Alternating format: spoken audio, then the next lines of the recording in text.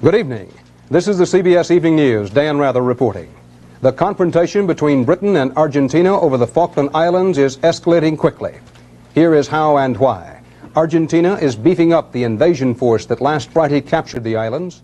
A 40-ship British armada primed for possible... Argentina's 3 aging submarines, though, are no match for the British nuclear subs. There are 3 possible strategies. The Argentine Navy could sail out to meet the British, engage them in battle some distance from the Falklands.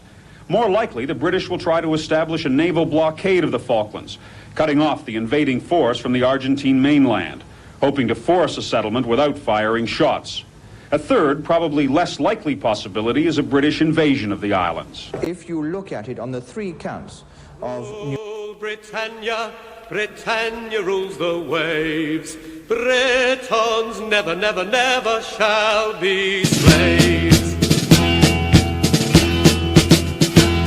Off the coast of Argentina, our islands midst the deep, with 1,800 people and 500,000 sheep. The day they were invaded, everybody learned the name. A barren level colony had got a bit of fame. We stocked our ships full of British beer and bullets. We mobilised the navy and we called out the marines. We sailed 2 weeks till we reached the Falkland Islands, so we could teach a lesson to those bloody Argentines.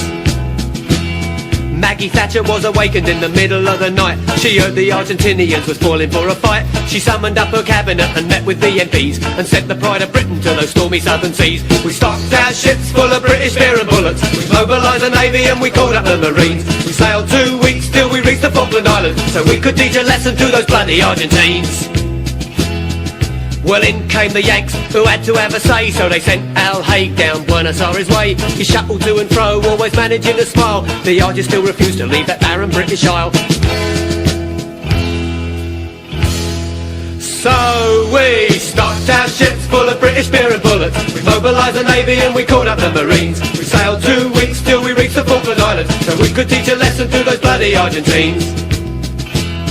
Well, the whole world watched as the British fleet drew near, and the battle for the Falklands was finally here. We sank their ships, brought down their aeroplanes, and taught those cheeky Argies not to mess with us again. We stocked our ships full of British beer and bullets. We mobilised the navy and we called up the marines. We sailed 2 weeks till we reached the Falkland Islands, so we could teach a lesson to those bloody Argentines.